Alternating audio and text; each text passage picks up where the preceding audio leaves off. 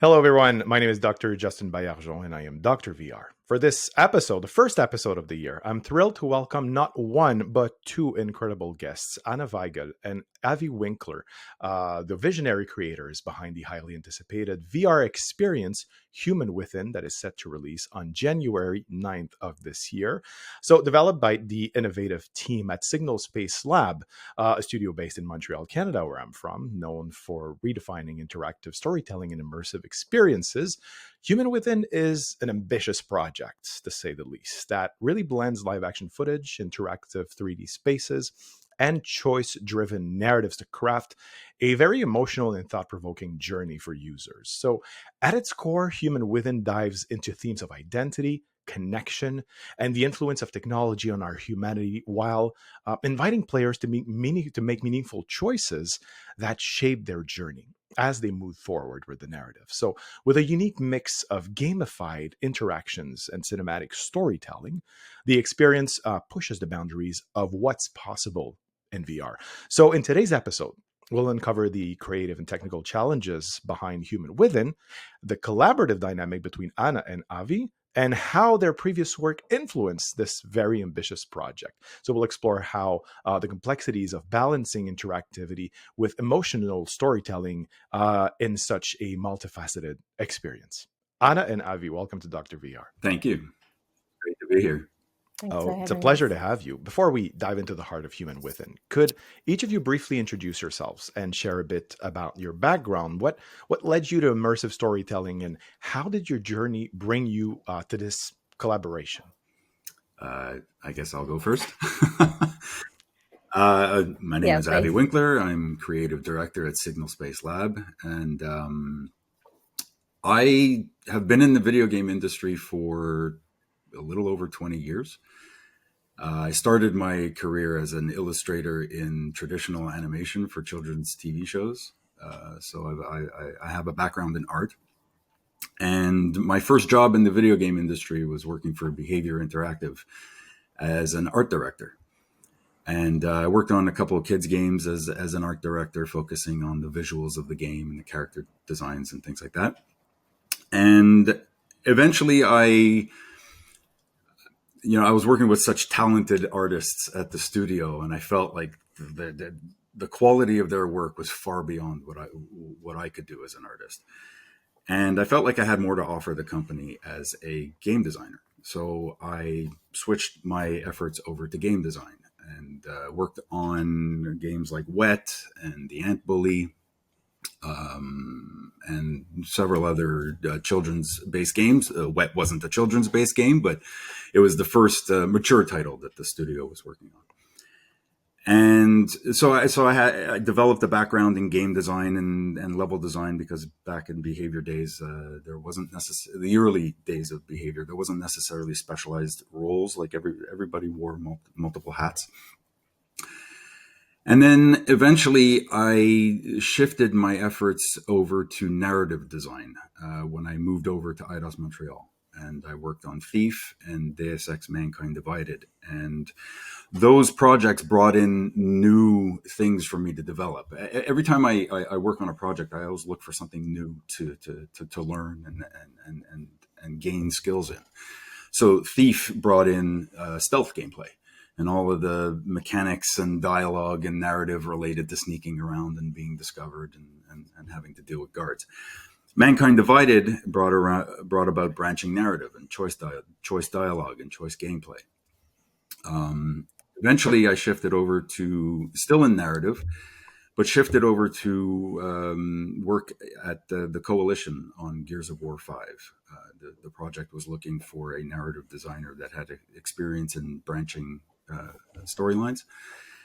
And I moved with my family to Vancouver, and been living here ever since. So I worked on Gears of War 5, and then eventually I shifted to Signal Space, where I still live in Vancouver, working remotely as started as narrative director, and then eventually became creative director on Human Within and other projects.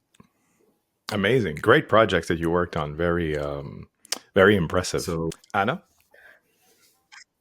Yeah, I mean, I'm involved in the project as the director for the live action part. And my background is more in traditional filmmaking. So I've been doing it for the last 15 years or even more. And yeah, really enjoy long format projects, narrative or documentaries. That's what my heart beats for. And just like Avi, I always look for something new in a project. And this project was really important to me and what I was looking for because next to being a director, I'm also an engineer. And it was the first time where I could kind of bring in some knowledge from both worlds. And I really, really enjoyed this. And when it comes to immersive storytelling, it's literally that this project brought me to immersive storytelling, what was a big challenge as a director. But yeah, I think all the work we put in was really worth it because I don't think there was any other project where I was able to try so many new things and discover so many stuff. Yeah, it was quite an experience. Let's That's say so it like interesting. this. And what I'm getting here is that you are both very interested in interactive storytelling, which is at the core of the experience Human Within. And I'm wondering here, Human Within explores the profound influence of AI and advanced technology on society. So, could you please walk us through the experience's storyline a little bit? Uh, yeah. So, I mean, the story of Human Within is it's a story about two cyber engineers who develop a technology that is intended to enhance the power of a supercomputer by using the processing power of the human brain. And in the development of their technology, they come to realize that that their technology is able to access networks that it's not supposed to be able to. It's a little bit more powerful than they anticipated, and they get the interest of an owner of a big company, a fictional company called Forward Industries in the storyline, and he's really interested in their technology, and he develops a relationship with one of the characters. The two sisters are Nyla and Lynn, and in the story, something happens to Lynn where she ends up in a coma, and the story for Human Within is told 100% from the point of view of Lynn's digital consciousness. So you start the game in this digital space as Lynn, and you interact with the environment to enable systems within the fictional technology called Pasithia. And Nyla is being held captive because she's being forced to perfect the technology and make it work. She knows that it works, but she's withholding that information from her boss. She doesn't want him to get access to this technology because she's worried about the dangers that could come from this technology being in the wrong hands. It could be used to exploit people and access people's bank accounts and you name it. So she's trying to do everything she can to prevent this technology from getting into his hands, but she's being held captive. And she finds herself in a situation where she actually has to use the technology in the very way she feared that it would be used in order to escape. So she has to use the technology with the help of Lynn from within the system to reach out to somebody outside of the building in the city who could come and help get them out of this trap that they're in.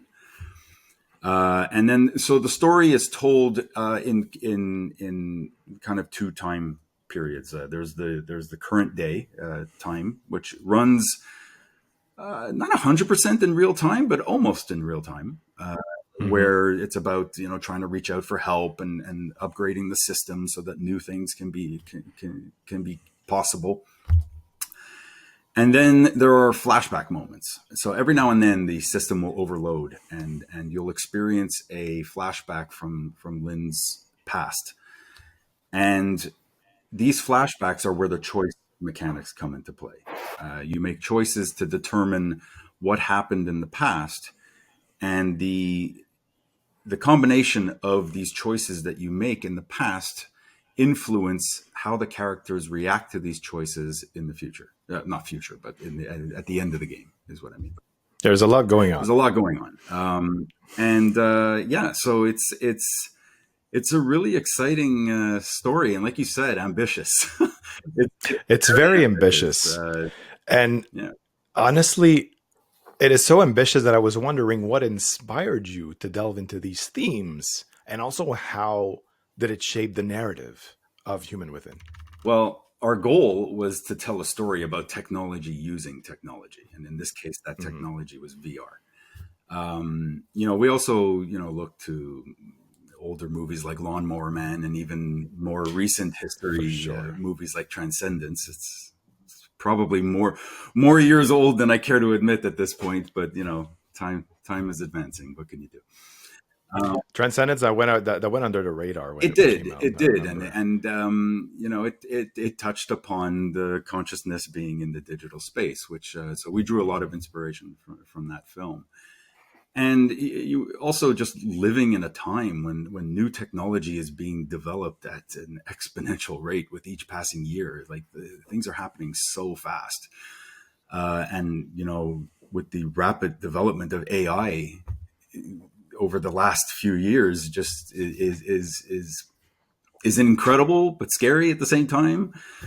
So we wanted to focus our story on technology and explore the concept of ethical concerns behind technological advancements, but with a story that didn't solely focus on the risks. Hmm. Anna, have you worked with VR technology before? No, it was actually the first time I worked with VR, and I've been super lucky to have partners on my side to support me who are very experienced with VR. I think Avi, I asked him 100 of questions, and I tried everything out before, and it was super helpful because it's quite different to traditional storytelling, and you really have to rethink how you stage the scenes. And but it's different, but I think it's great because it takes away some of the tools I'm used to work with, but it opens up so many more possibilities that I was really, really surprised what is possible and how much you feel immersed into that story. Of course. And The yeah, same could So, actually be said for me. I, oh, I, I, yeah. I I made the decision to join Signal Space because it was a VR project with branching storylines, and I hadn't worked on VR before. I had worked on, obviously a lot of games in my background, and there is lots of similarities in VR gaming with traditional gaming, but VR brings a whole new perspective to things that you have to rethink your philosophies on game design when it comes to VR. So it was exciting. And, one of the things I don't have experience in, although I do have experience in directing voice recording sessions and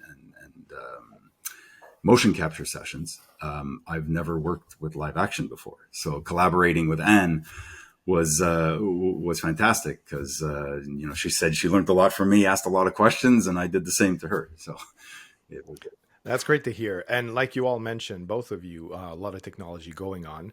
The experience combines 2D films, a traditional filmmaking, 3D graphics, 360-degree video, VR, motion capture technology, interactive point clouds, something that's very interesting, and puzzles. So, for the people who don't are not quite familiar with interactive point clouds, they are 3D representations of objects or environments made up of thousands or sometimes even millions of individual data points in a virtual space. And each point carries information about position, color, and sometimes texture that really creates a detailed, spatially accurate model. So, how did you both conceptualize this blend of mediums to create a cohesive and immersive experience? Well, we wanted to obviously make an experience that was long form narrative, but that kept the player engaged. Yeah. And having these three types of scenes kept the experience fresh. If it was always 360 live action or always, internet space with 2D panels, after a while you're going to be like, okay, this is getting stale. So it's important to keep things fresh in long form narrative. That said, we had to be very careful not to have the scenes be too short, and because if you go from one type of scene and almost immediately into another, it could be very jarring and disorienting for the user. So we have to be careful not to have these scenes be too short. But that brought about a new challenge, because we have scenes, internet space or 360 scenes that are long, sometimes 5-6 minutes long, with no cuts. And we were fortunate to have some really incredible performers in this project who immersed themselves in the content and really got themselves deep into their roles to the point where they were able to perform. I don't know how many takes were done, but they were able to perform their takes really well, almost like performing in a stage play rather than film. True, because the camera is basically filmed in master shots. Yeah. Like I figured, like you position cameras, and I really love. Like, I'm not talking too much ahead of time because we're going to delve more into that. But when you're in front of different shots that you can interact with and grab them, and physically interact with different takes and shots that are filmed at the same time, it was very compelling to do. And so I was just like, hey, they planted camera here and there, and they never cut. Anna, how did that happen? And then how do you blend it to VR? And you must have run into so many hurdles. I want to hear about them. I mean, yeah, the scenes were very long, as Avi already mentioned. And I think one of the challenges was to keep all the different elements of the story in mind and to guide the actor through it. So especially the character of Nyla, who is alone in the lab in quite long scenes. She had to imagine the interaction with the technology and the interaction of the player during the scenes. And it felt quite abstract when we shot this. But when we saw it all coming together in the edit, it was amazing because it worked out. And quite well. It was a challenge. Yeah. And those scenes were, I don't know how long they were, like 5 to 6 minutes. Mm-hmm. And there's no way to cut. And that's one challenge. But another challenge is that as a director, I work with different shots. So I work with close-ups, wide shots, different shots. It's not that I don't have the ability to cut. Also, I don't have the ability to have a close-up of the actor when there's a very emotional part. So I'm for me as a director, I'm quite far away for that scene. So it was also a challenge how to make the emotions come across. In the beginning, it was very unusual for me to watch it and to shoot it. But we had a lot of rehearsing, and that helped a lot because together with the actors, they brought in also their own ideas, and we developed a way to approach the scenes and to make them work out. And also we found some ways to cheat a little bit with the long scenes and the long dialogues. It was really important. Otherwise we would not been able to make it through 6 minutes. Of course. It's not just one scene that is so long. They're literally all quite long. So yeah, we found a way to make it work. You could think of it like Anne said, you don't have the benefit of a close-up, so you can't it's true, really close into the emotion of a character at any given moment. But at the for same, me, you have to think that when you're watching a play on a stage, sitting in the audience, you don't get to be close up to the actor, so everything has to be done with body language. Everything has to be done, not nuanced with little expressions. The benefit of VR is that, I compared it to stage acting and stage plays. But the benefit with VR is that you as the viewer, you're on the stage. closer to the actors than you would be if you were sitting in the back row of an auditorium watching a play. So it's an interesting blend of film and stage play, but the viewer is on the stage in the scene with the actors rather than an outside observer.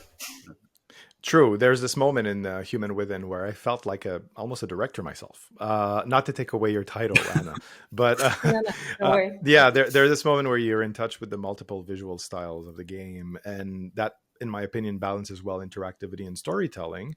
You're there, you have access to different CCTV, footage. You have access to close-ups, different angles of a scene on top of the master shot that you're seeing in front of you. And whenever you pick one, you can pick literally shots, like windows, screens of these different takes, and not takes or shots, angles, and you can bring them closer to your face, and you can juggle the one with your favorite angle and create some sort of other things that happen. So how did you approach balancing interactivity and storytelling to ensure that players remain emotionally connected to the narrative without feeling overwhelmed by technical elements? Because I didn't feel overwhelmed at all. Oh, okay. Well, I didn't feel overwhelmed. That's good. I mean, it was important for us to not overwhelm users. Especially since we know that a large portion of the audience who's going to be interested in this type of game are going to be casual gamers, not hardcore gamers. True. So it was very important for us to have interaction, but not too much, and not with complex controls that's going to overwhelm your casual user. It was also important to expand on gameplay that's introduced throughout the experience, but not constantly introduce new ones throughout the story. Just build upon what was introduced earlier. Human Within incorporates players as an active participant in the story, not a fly on the wall, observing the story. You are, in this case, you're taking on the role of Lynn's digital consciousness in the story. And the story progresses because of you and your choices and how they influence the endings. I don't think there's any better way of drawing the player into a story emotionally than actively involving them in it instead of just watching somebody else be sad. Absolutely. Anna, would you like to add anything to this? Like the way you position the angles that were there, and then blending it with was going on with, like Avi said, being able to give the user a chance to interact with what is going on. Did it influence the way you filmed your scenes? Yeah, I mean, of course, what I tried to do in the internet scenes is try to sneak in a few close-ups. Yes. To be honest, whenever I mean the approach of the scenes is quite drastical, so you only see surveillance footage, and the way we sneaked in some close-ups was through webcams or from smartphones, whatever it felt kind of natural. I think, that really helped to support the emotional part of the story. But in general, I thought the 360 degrees scenes are going to be the most tricky ones, but the surveillance scenes weren't less tricky, because everything had to be in sync. And then sometimes we couldn't shoot everything at the same time due to technical aspects. And then we had to reshoot the scene with a similar timing, similar acting, similar positions, and then kind of get it together in the editing room. Oh, wow. Without the viewer noticing it. That was great. Nyla is having a conversation with another character who's out in the city, and you are listening to them talk to each other, but in the filming they weren't filmed together. So it's Nyla had to act alone, and the other character his name is Sean. He had to act alone, and then in the editing process, it all came together. You asked about the panel positioning and things like that. And Yes. How did we go about that? It was very important for us to be to again, casual users. We don't want to overwhelm anybody. And originally, we were thinking about having panels all the way around in the internet space, and we tried it, and it was very overwhelming. It reminded me of when Neo meets the architect in the third Matrix movie. Where you have all the there's screens all around you, and it was very overwhelming. You didn't know where to look. And in VR, you can look anywhere. So we had to be very cautious about not overwhelming the character, not only in the interactivity of the gameplay, but also the visual stimulus of the internet space. We live in a day and age right now where people will watch TV, play video games, have their laptop next to them, and they're multitasking on multiple screens. So we weren't too concerned about people being overwhelmed by having multiple screens in front of them, but too many can be too many. So we had to be very careful about that. So we kept the screens in your forward-facing hemisphere. To keep your focus more or less forward industry. But we also had to keep in mind that not all users are going to be accustomed to having so many screens in front of them. So it was designed very specifically. You said the master screen in front of you. We internally referred to that screen as the Jumbotron. And fancy. Yeah. And so that screen was basically, an edit made up of all the camera angles that are around you, like a traditional film. Not necessarily with the traditional close-ups that you can have, but if a camera's closer to a character or whatnot, then you can get a quote-unquote close-up. But it was designed in such a way so that you can focus your attention on the screen in front of you and get everything that the story has to offer, or you could listen to the dialogue, wait for your cue to do something, but like you said, interact with the panels and kind of be your own director and watch the scenes from whatever camera angle you wish that's in front of you. So it kind of allows you to take the content in the way you feel comfortable.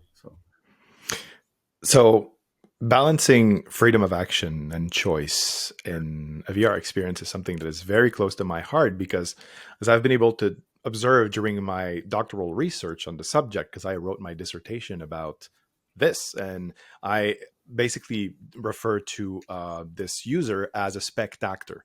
So being a spectator, watching something going on and acting in a narrative to shape the narrative and influence the course of the action in the narrative, which is what you're doing in Human Within, and also carefully balancing freedom and structure in narrative-driven VR experiences can often be tricky. So how did you ensure that player choices felt impactful while keeping the story coherent and focused throughout? Well, I'm not a fan of having like too much choice in a game. Sometimes there can be choice for the sake of choice that doesn't have any real impact on the story. True. And the longer a game is, the more you're going to run into a situation where the majority of your choices have little to no impact on the story and what happens. And that's fine in a long game that's 15 to 20 hours plus. You expect that kind of interaction and choices that matter to a certain degree, and then you have your major choices that truly impact the ending. Yeah. But in a story like Human Within, where it's an hour and a half for a single playthrough, somewhere in between there, depending how long it takes you to solve some puzzles, and especially the point cloud sequences where there's some exploration involved. We have to make sure that our choices mattered, but also that there wasn't too many of them. Yeah. Because You want to give a balanced player's autonomy as well, yeah, while still guiding them through the key emotional and narrative beats. exactly. Especially like if you have too many choices that could impact the ending, you start to lose track of where you are in your choices if there are too many. I mean, another reason for that was also that there's only so much data you can have on a device with live action footage that is untethered. So we had to be very cautious about how many branches we had. True, Yeah. for sure. Anna? Yeah, and also for the live action part, I mean, the script was already really ambitious with the choices we had, and I mean, you have to literally shoot all those different branches, and yeah, it was quite overwhelming already, and that's why, yeah, we had to narrow it down to the choices that really matter, as Avi said. And yeah, I think also guiding the actors through it, because you're used to enormous storyline, not one that, has so many possible ways. So it was quite a challenge to prepare for it, so that the acting, no matter the decision the player makes, is still on point. It still has to be convincing. So that was, for me, to prepare those kind of branching moments, the biggest challenge, I'd say. Of course. And were there any particular challenges in designing puzzles? Because there are a bunch, and you mentioned on the interactive elements, again, a couple of challenges.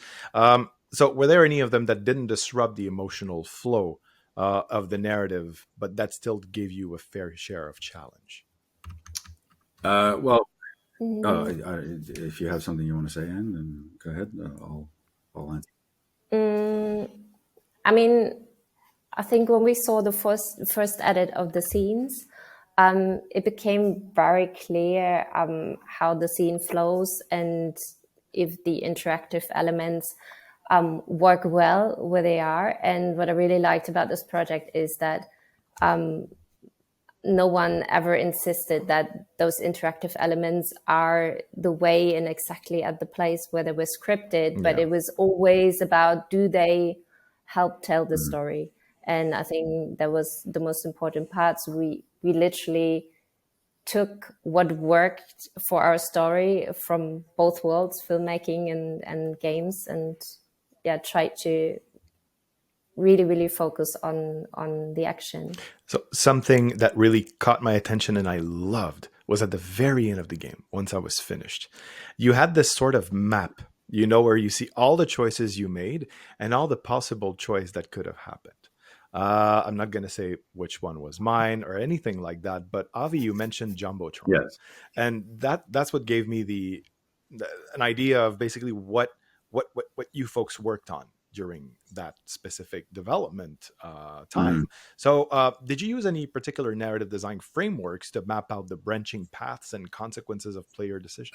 Yes, absolutely. Okay. The script is so complex, but before the script even gets written, like any title I've worked on, you need to create a story map, which is similar to what you see at the end of the game, Mm-hmm. except it reflects all the choice moments and outcomes that could possibly happen.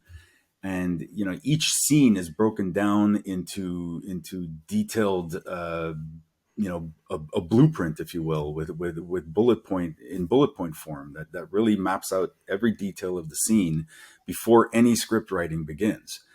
It's really the only way to make sure that the choices you make in the that there's a sense of continuity and that things carry through to scenes that follow. um, the bigger the project is, the more choices there are, and the bigger the story map becomes.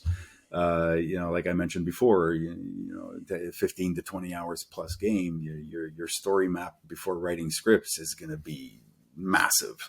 On Mankind Divided, we spent probably close to a couple of weeks to a month sitting in a conference room and just mapping it out. And we did something similar in this regard for Human Within on a smaller scale, because it isn't as big a project, but it is still ambitious regarding the filming and being live action. There's certain challenges that come with filming in live action as opposed to having polygon characters and environments. Sure. But you have to always take into account when you're designing a branching narrative of the but what if situations that could unravel earlier moments. So sometimes you're crafting your story and you get to a point, it's like, oh, but this has to happen. But now we have to go back to earlier in the story because that has to happen. This can't happen. So now we have to use an That earlier is scene and interesting. see how it could be recrafted to accommodate. That's interesting. Piggybacking on this, Avi, and Anna, of course, were there any choices or consequences that you found particularly difficult to implement, either technically or narratively? From a design point of view, because I come from a background in branching narrative, nothing was necessarily difficult from a just and from a branching sense. What was really a challenge was the volume of content. The biggest challenge with untethered devices is data capacity. And how do we fit all this content onto a headset untethered? Nobody wants to play VR with an umbilical cord to their computer and being locked to playing only at your desk. You want to be able to sit on your sofa. You want to be able to take your headset on vacation or what have you. So it was very important for us to create an experience that was untethered. So we had developed a proprietary software called VREX. It was developed by Signal Space Lab for the project Afterlife, which is the project that we released several years ago. But that VREX software was enhanced for Human Within. It kind of has a similar timeline-based interactive interface like Final Cut or Premiere. But it allows for seamless branching that reacts to a variety of stimuli, like eye direction, tactile screen interaction, or sounds. It allows for rich experience. It allows us to create rich experiences with live action content. VREX is also it allows for greater content quality while saving space, because the data capacity on a headset untethered is very limited. But by combining full motion content with static images, it allows us to reduce the size of the video files that are needed. This maximizes the image quality to give a perceived higher resolution. That's very interesting. What about you, Anna? I don't think there's a specific decision or anything that brought a specific challenge, but I think it's the amount of material we had to shoot, and also that we keep the story and the acting consistent in a way that players' decision don't just affect the outcome of the story, but also they define its past. So depending on the choice you make, the flashbacks differ quite significantly, and they alter the backstory you experience. And from the story perspective, this impacts the information you have as a player when you make your decisions, but also this influences how you perceive the characters around you. And it can be very different how you perceive a character, and then how do you prepare to play this character. True. That's also quite tricky, but I think the script, the story handled that super well, because the characters have many facets to discover, but not all of them are revealed depending on the decisions you make. And I think that what makes Human Within quite interesting. and it makes it worth playing it more than one time. Oh, for sure. Yeah, I want to go and explore all of these possibilities. That's very nice. What I noticed the most during our conversation is collaboration, not only between you two, but between the actors as well. So it's often key to projects of this scale because this one is very ambitious, like we said. Can you tell us about your creative process as co-creators and how your vision aligned to bring Human Within to life? Well, Human Within originated with Signal Space Lab. We wrote a script and developed, we even developed a fully playable prototype of the experience using 3D animatic storyboards. This was necessary because the project was so ambitious, but it also combined 360 scenes, internet space scenes with multiple panels, point cloud sequences, and trying to pitch the project to somebody and get them to imagine what this is all like it's difficult. So we took the time to make a fully playable version of the experience with all the branching scenes and everything. Some of the endings were just in summary form because we didn't have time to do everything, but we created a prototype that allowed you to actually put on the headset and see what the experience would be like in its final form, and just all you had to do was imagine that all these scenes would be in live action. For sure. So it was, it was hard to find a studio we could partner with that was up to this challenge of this ambitious project. And it was great to team up with Actrio Studio and especially with their live action film experience and filming in VR experience. They brought such a high level of production value to the project. I mean, I remember seeing the first scenes and I was just like, wow, okay. I'm used to seeing this in 3D animatic storyboard form, and now I'm seeing it in a real environment with real people. And it was like, this is amazing. I just want to say shout out to production design. The production design in the live action scenes are gorgeous. It's gorgeous. And just the way things are being lit up, the director of photography did a fantastic job. Great, really great work. It was also, when Anne came on board, she also contributed to some scene reworks to enhance the story even further and to account for filming related challenges, because you can do whatever you want in a storyboard animatic, but when it comes to filming, it's like, well, we can't, because. So we had to rethink some scenes and change some things around. Anne and I spent many hours talking about the story and specific scenes over video calls. And it was great working with her and learning a lot about the filming side of things. And I'm really proud with how things turned out, despite Anne and I never meeting face to face. Oh, that's wonderful. The magic of remote working. It's a project about technology, using technology, and even, video conference call technology and working remotely. It's been great. So Anna, I want to know something because, as you said, it was your first, working with VR and 360-degree cameras.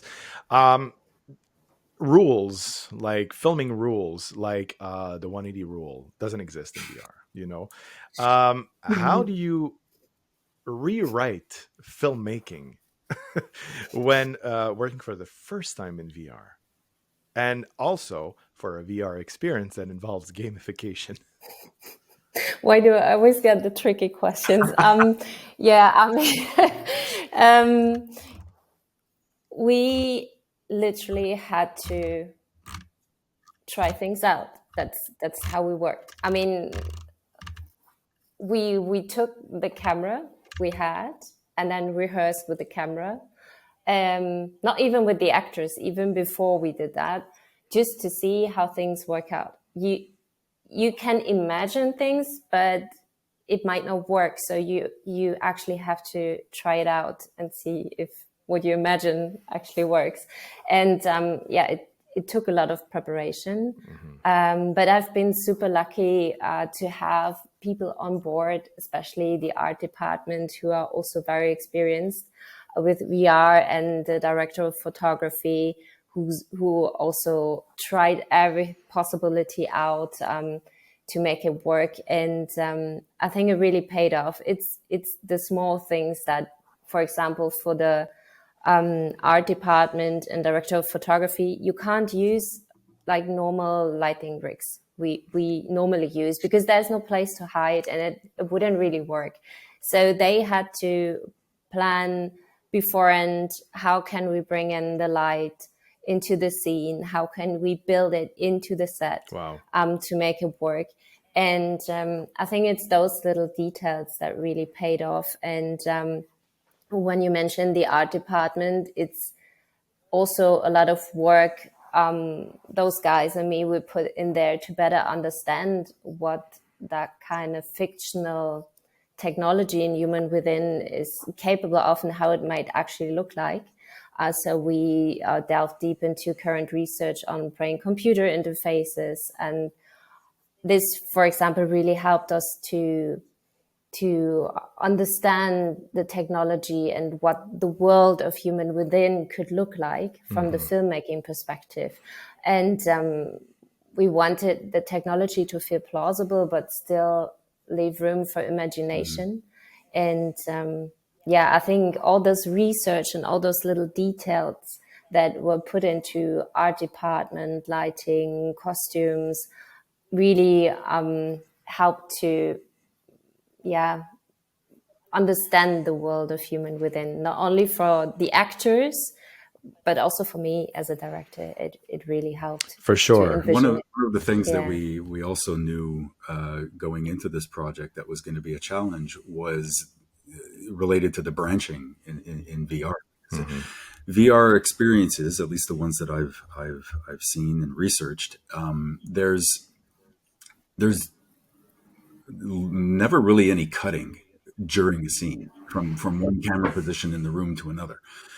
It can be very disorienting for the user and things like that to switch camera positions in the middle of a scene. Typically, you'll have a scene, it'll be one camera position throughout the scene, and then fade to black, and now you're in a new location and new environment and everything like that. But we had choice mechanics in our 360 scenes where one of the confirmations that your choice happened was having a camera position change. So there's when it comes to the choices, you have some similarities with traditional gaming where you have UI prompts that prompt you, do you want to make choice A or choice B? But in traditional games, when dealing with animations and polygon characters and environments, you can seamlessly make one choice connect with the other. In live action, you're never going to get an actor who's going to stand exactly in the same position at the start of both branching variations. So we had to do camera cuts to avoid that visual pop that would happen in a character's positioning. And we had to be very careful about how we did that, because in VR, you can look in any direction you want. True. True. I'm really seeing a breakthrough here. So while, our choices are based on your gaze direction. So that was great. We knew where you would be looking roughly within a margin of error. We knew that, you're looking at Lynn, or you're looking at Nyla or Blake. And so it was designed in such a way that when you cut to a new camera angle within the same room, that your direction of gaze within the scene is looking at the same element that you were looking at prior to the choice. So that element, I say element, it's typically a character. So if you're looking at Nyla, when the camera cut happens in the new camera position, you're looking at Nyla. So that character acts as a visual anchor for the user, so that yes, the perspective of the room changes, but what you were focused on didn't change. So that helps to make those cuts in VR work. And that was something that we actually had to prototype in the 3D animatic phase. And and it was working well. And then we got it in live action, and it was working well. So it's an exciting addition to VR. I think having camera cuts in the middle of a scene.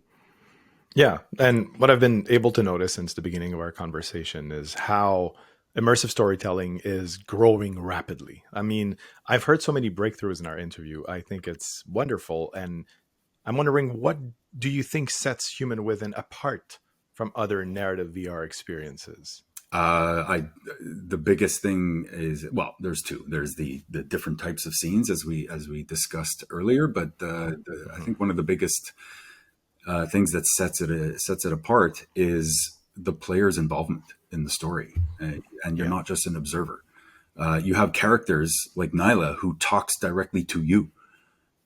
So you know, and having the live action content in long form narrative, it helps to ground the immersion of Human Within with a sense of reality that polygon characters and environments can't do, at least not yet.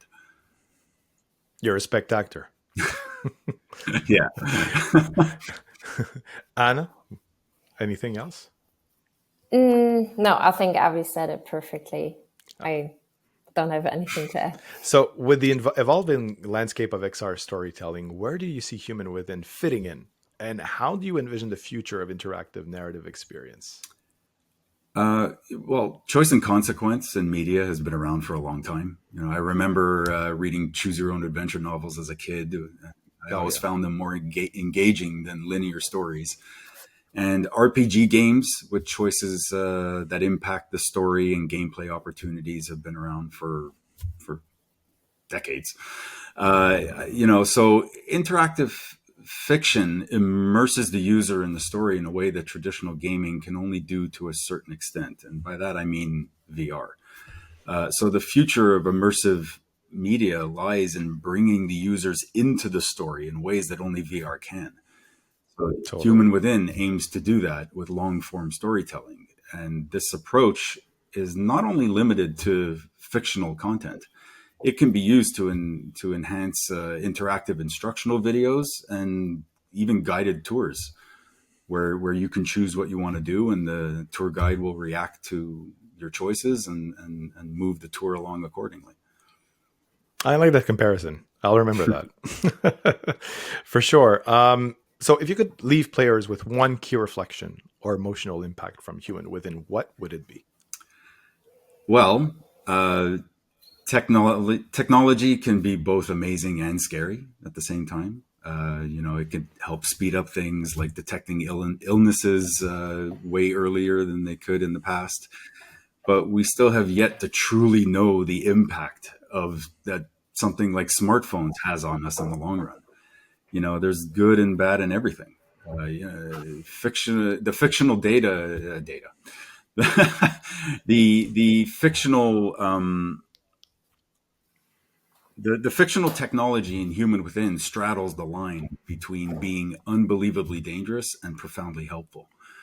You know, one of my favorite quotes is from Jurassic Park when Ian Malcolm says, "Your scientists were so preoccupied with whether or not they could, they didn't stop to think if they should." Mm-hmm. I think, you know, the movie's 30 years old now. That quote is still relevant today as much as it was then. I think it'll always be relevant. I also think what is really cool is that when you're playing, you're not just watching someone else deal with the dilemmas the characters go through. You're the one making the decision, and you experience the consequences as firsthand. And I don't think we want to give like answers to specific questions with Human Within, but I think it's really about creating a space for players to explore someone else's perspective and reflect on how their actions shape the story and affect the characters around them. So then I also think that depending on the decisions you make, you might take away something different than someone else. And just like in real life. Yeah, that's true. You make choices that affect not only you, but affect the people in your life and around you. And sometimes one choice will prevent you from ever finding out something, Yeah. or finding out something very, very important. And so it's as much about technology as it is about just real life choices based on selfish versus compassionate options. True, and I strongly believe that's why human within feels very Mm. organic. Because it feels real. You engage with living characters that live and breathe like us, and then you get into helping them solving issues and challenges and problems, and then you make decisions that impact the narrative. So you're really engaged in it, and that's why it's so interesting and compelling. Are there any plans for expanding Human Within? Perhaps DLC, sequels, or new mediums? At the moment, no. But the way the story is written, there is room to expand the story and continue it in a sequel. But right now, we're mainly focused on the release, which is tomorrow. Tomorrow, actually today. Or today, yes, Or which today. is today. So Yeah. we're very excited to get this project into people's hands and have them experience it for themselves, and that's what we're Hmm. focusing on right now. Absolutely. Where can we follow the both of you? Me, not personally, but you can certainly follow Signal Space Lab on Discord, Facebook, and LinkedIn. And Instagram also, I believe. Yeah, I believe so. Yes. I believe so. Anna? I only use Instagram or LinkedIn from time to time. Yeah. But Great. you can follow me there personally. Yeah, I look forward to seeing more about you folks as artists as the experience releases, because I really, really find you very talented in blending all those technologies and the way the narrative was shaped, and Thank you. very, very interesting. What's next for you both as creators? For me, with Signal Space Lab, we're a studio that doesn't only develop VR content. We're also Hmm. developing a turn-based tactical shooter game called Every Day We Fight. So Ooh. we are focused on getting that wrapped up, which should be released sometime this year. So that's very exciting, and we have Hmm. some other projects in line, both VR and not, that are in various stages of development, from early conceptual pre-production to being in early stages of development. So yeah, Sounds exciting. Can't excited for the wait. year to come as a studio. For Yeah. sure. Anna? And for me, it's I'm finishing post-production on some other projects this year, mainly documentaries, and I'm gonna keep on working in science as an engineer and hopefully finish my doctorate degree Oh, this you've year. got this. A fellow doctor coming. Nice. Hopefully. What university, if you don't mind me asking? It's Technical University Berlin and Charité Berlin Oh, together. very nice. Very nice. All right. All like it's coming from so many like different paths and avenues coming together to create this wonderful piece that's Human Within, and I really hope people will be able to experience it and appreciate it as much as I did, because it's very something that's truly different and that truly belongs to VR. To me, an experience and a successful VR experience is one that is truly meant to be seen and experienced only in VR, not in could possibly seen in video games or in movies, but just in VR. And that I strongly believe that's what you both did. I agree, and I'm super happy you enjoyed it, and very excited for players and to get their hands on it and experience it for themselves. It's been a long journey. It's been several years working on it, from its early conceptual days with the story map and thinking things through, to putting the final spit and polish on the end product. And it's been a great journey, and we're super excited to have it released. Avi, Anna, thank you so much for being on Dr. VR. It was such a pleasure to have the both of you and discuss Likewise. geeky stuff about making VR games. Thank you. Thank you.